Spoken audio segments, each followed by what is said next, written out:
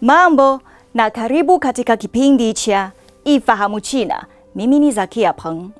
Ukiwa unajulikana kama mji mkuu wa pikipiki wa China, mji wa Jiamen mkoani Guangdong, kusini mwa China, unashuhudia ongezeko la mauzo ya nje ya pikipiki zake, huku waendeshaji duniani wakizidi kutambua ubora wa pikipiki zinazotengenezwa nchini China. Takwimu rasmi zinaonyesha kuwa katika miezi miwili ya kwanza ya mwaka huu pekee, mauzo ya pikipiki ya Jiamen yalifikia yuan bilioni 3.26, likiwa ni ongezeko la 32.4% kwa mwaka. Hii inachangia 10.8% ya jumla ya thamani ya mauzo ya nje ya mji huo.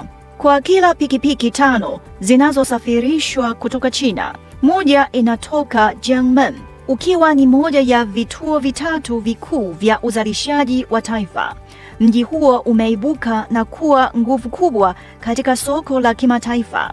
Wang Jing, meneja wa masoko ya ng'ambo katika kampuni ya pikipiki ya Jiamen, anasema mzigo wake wa kazi umeongezeka sana tangu mapema mwaka 2025 ili kuendana na kuongezeka kwa mahitaji ya oda za nje. Sasa anasimamia kumbukumbu nyingi za oda, huku akiratibu ratiba za uzalishaji na kuwasiliana na wateja wa ng'ambo. Sasa mauzo yao ya nje huenda Afrika, Amerika Kusini na Asia ya Kati, ikijumuisha zaidi ya nchi na maeneo 50. Ili kupata sehemu kubwa ya soko la ng'ambo, kampuni nyingi za pikipiki zinatoa bidhaa maalum ili kukidhi mahitaji maalum ya maeneo tofauti. Kwa mujibu wa Qi Anwei, meneja mkuu wa kampuni ya pikipiki huko Jiamen, hivi sasa 90% ya biashara ya kampuni hiyo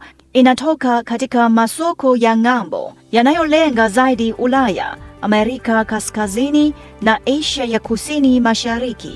Mkakati wao ni kupenya masoko haya kupitia machaguo binafsi ya wateja. Ukuaji huu wa ndani unaakisi mwenendo wa kitaifa. Kwa mujibu wa takwimu kutoka idara kuu ya forodha, China imesafirisha pikipiki milioni 8.08 katika miezi miwili ya kwanza ya mwaka 2026, ongezeko la 32.5% mwaka hadi mwaka. Jumla ya thamani ya mauzo ya nje ilifikia yuan bilioni 24.55 hadi 30.2% zaidi ya mwaka uliopita. Haya, kwa leo kipindi hiki kinaishia hapa. Katika kipindi kijacho nitaendelea kukuletea mambo mengine yanayovutia kuhusu utamaduni na jamii ya China. Asante kwa kuwa nami. Mimi ni Zakia Peng. Kwa heri. Kwa taarifa zaidi kuhusu China, unaweza kutembelea tovuti ya CRI Kiswahili na marafiki_CN kwenye Facebook. Pia unaweza kupakua app ya Cheche kwenye Google Play na Palm Store.